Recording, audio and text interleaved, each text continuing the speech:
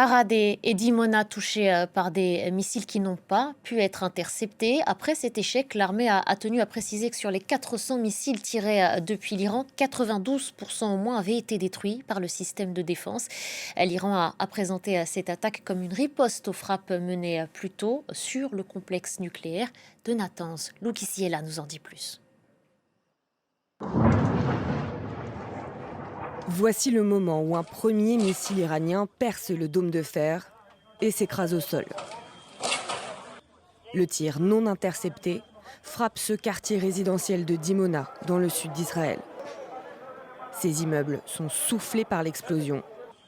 Des voitures s'enflamment. Les habitants sont sidérés. Je venais de déposer ma mère ici, chez ma grand-mère, et je comptais faire demi-tour quand j'ai vu une explosion. Une grosse boule de feu est tombée ici. J'ai couru avec mon beau-frère. Nous sommes entrés à l'intérieur et nous avons commencé à évacuer les gens. Nous les avons évacués vers une ambulance, puis les forces sont arrivées sur place. La ville de Dimona abrite officiellement un centre de recherche nucléaire, suspecté par certains experts d'être impliqué dans la production d'armes nucléaires. C'est l'un des sites les plus protégés, les plus secrets du pays. Quelques heures plus tard, à seulement 25 km, un autre missile iranien s'abat sur la ville d'Arad. Ces immeubles éventrés témoignent de la violence de l'impact. Des dizaines d'habitants sont blessés, certains grièvement. Le Premier ministre israélien promet des représailles. Ce soir est particulièrement difficile dans la lutte pour notre avenir. Nous sommes déterminés à continuer de frapper nos ennemis sur tous les fronts.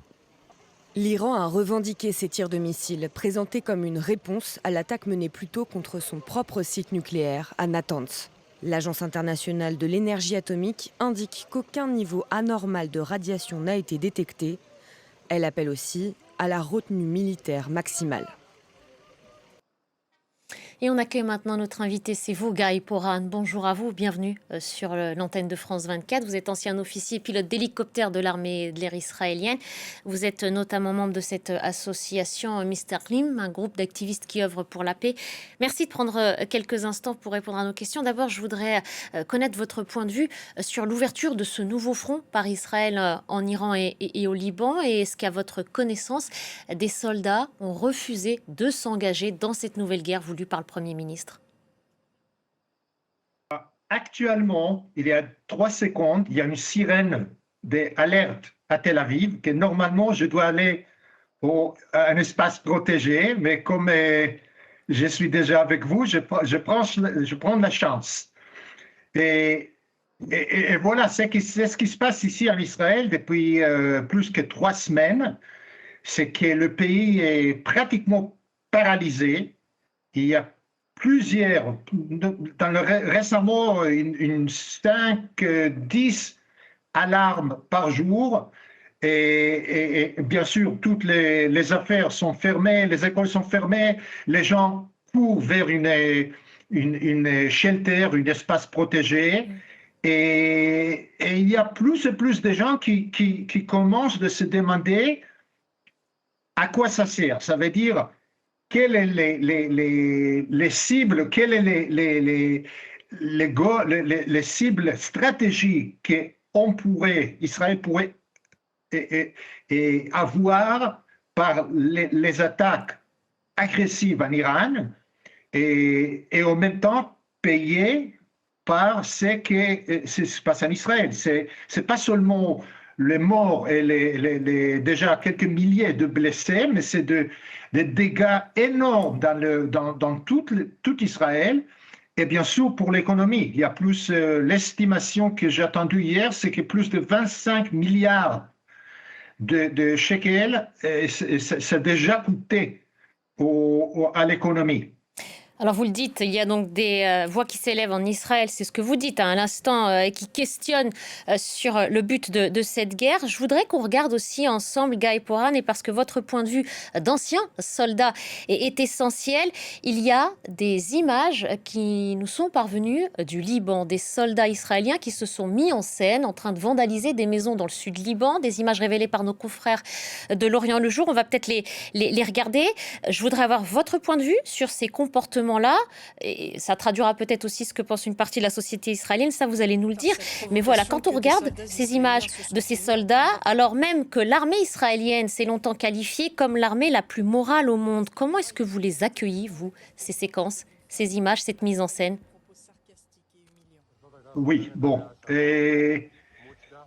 Ça me fait vraiment avoir un honteux et c'est très, très regrettable. On était, moi et beaucoup des autres Israéliens, on était fiers du fait que malgré les attentats terroristes meurtriers et qu'Israël était victime, on a su faire respecter les principes moraux et les droits internationaux et traduire en justice les soldats qui ont agi en violation des lois. Là, maintenant, on voit tous les jours les images qu'on vous avez montrées, et pire que ça, il y a des images. Et ça, ce sont des archives de la bande de Gaza.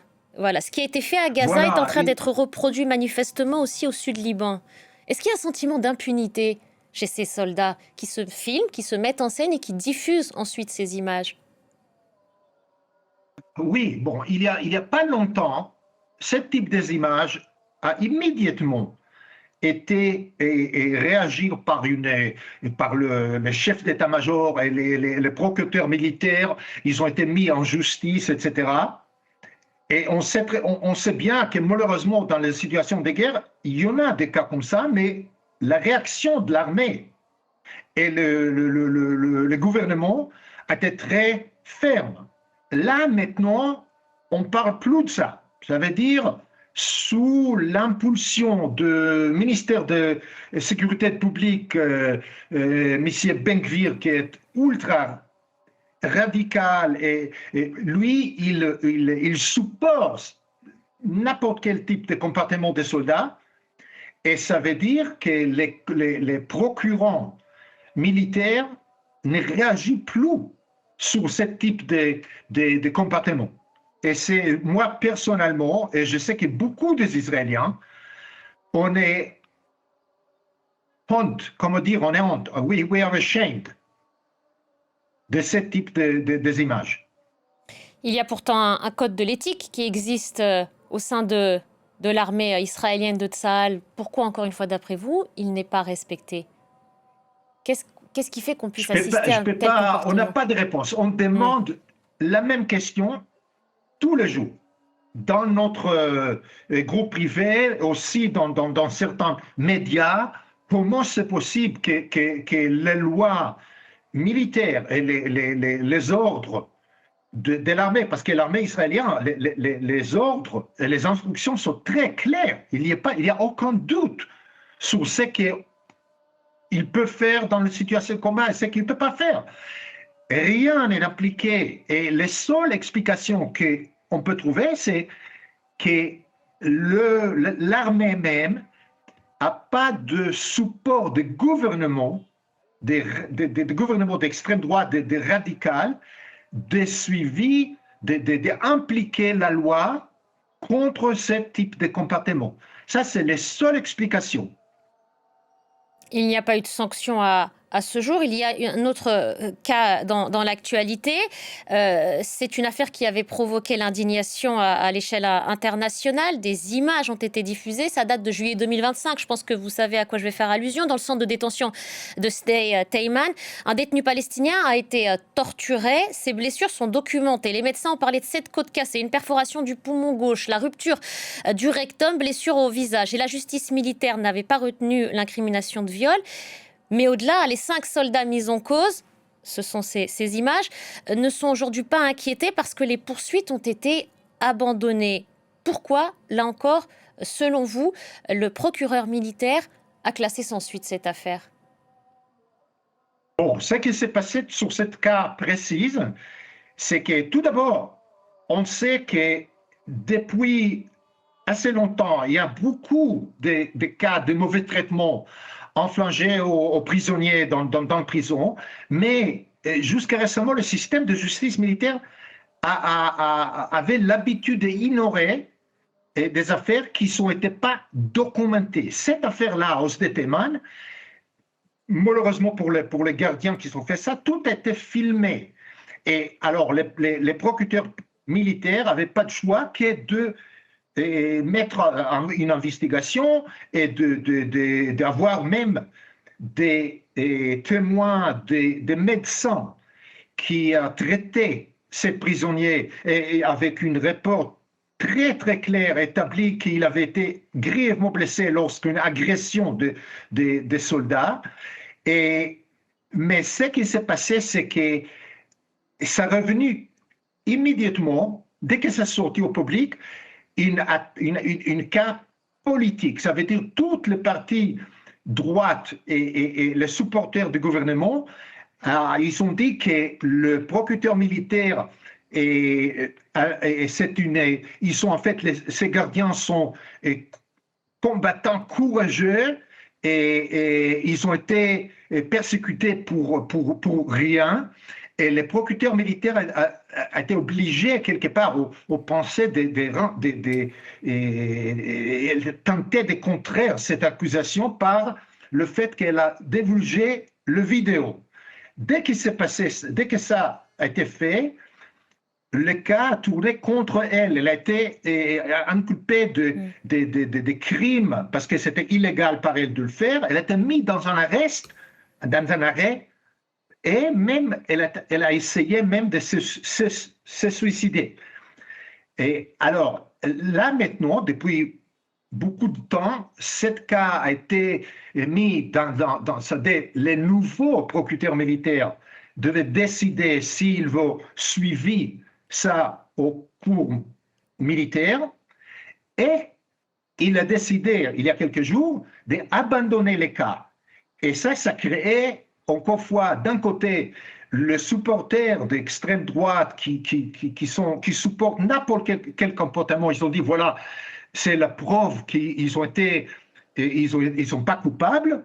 Et par contre, le parti d'Israël, qui savent très bien qu'il y avait beaucoup de témoins et d'évidents pour ce crime, pour nous, c'est un autre exemple de l'influence des gouvernements et d'extrême droite, même sur le système de justice militaire.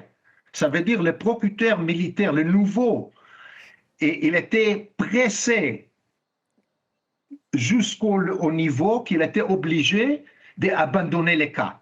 Et ça, c'est très, très, très triste et regrettable. Guy Poran, il y a aussi ces images, voilà, à droite de l'écran. Celle-ci se déroule en Cisjordanie occupée avec votre association Mr. Klim Looking the Occupation on the Eye. Vous luttez aussi contre cette occupation en Cisjordanie. Il y a des exemples, ils sont nombreux, on n'aura pas le temps de les citer ici, de ce qu'on a vu aussi de la part de ces soldats à Jénine, notamment des corps sans vie d'hommes exhibés sur les capots de voitures, de véhicules militaires, des corps sans vie jetés depuis des immeubles.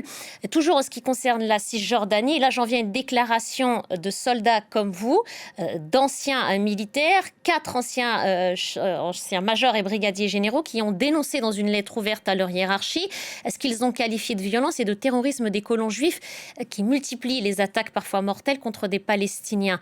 Là encore, ma question est la suivante. Vous qui connaissez très bien cette armée israélienne, est-ce qu'il y a une forme de passivité dans ce territoire-là aussi qu'est la Cisjordanie occupée ?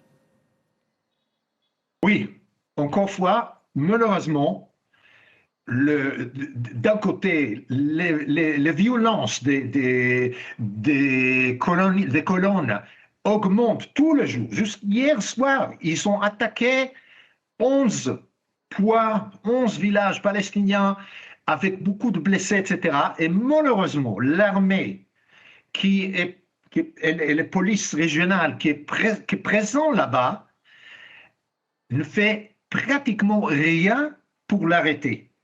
Et c'est un autre exemple, ce que je vous avais dit tout à l'heure pour le procureur militaire, c'est un autre exemple du fait que l'armée israélienne, surtout les bataillons qui sont positionnés dans le territoire occupé, en Cisjordanie, sont influencés par leurs commandants. Certains commandants sont colons eux-mêmes, et ils supportent, dans le pire des cas, il participe dans cette, il supporte et des colonnes et des violences. Et dans certains cas, ils savent très bien que ça se passe et ils n'interviennent pas. C'est-à-dire, ils n'arrivent pas, ils sont appelés par les volontaires et par les Palestiniens et ils n'arrivent pas. Ça, c'est une situation qui est aggravée jour par jour. Et moi, j'appelle vraiment à la communauté internationale, le gouvernement de pays libéral et démocratique, et surtout la France, de dénoncer cette activité, de faire tout ce qu'il peut faire pour presser le gouvernement israélien d'arrêter Qu'est-ce qu'il faut faire au-delà des mots crime. Et, pardon, je vous coupe aussi parce qu'on va manquer de temps, il nous reste quelques secondes. Vous appelez notamment la France à dénoncer. Qu'est-ce qu'il faut faire au-delà des mots, puisque manifestement les dénonciations n'ont rien changé? Absolument, il faut aller plus fort, il faut faire des embargos, il faut passer les décisions au niveau des communautés européennes, des sanctions contre tout ce qui se passe dans la Cisjordanie et les leaders. On sait exactement le ministère et les leaders sur le terrain qui sont responsables de ça. Et le fait qu'aujourd'hui, il y a pour l'instant aucune sanction réelle contre ces gens-là et un appel très fort sur le gouvernement, je ne comprends pas. Merci beaucoup, Guy Poran.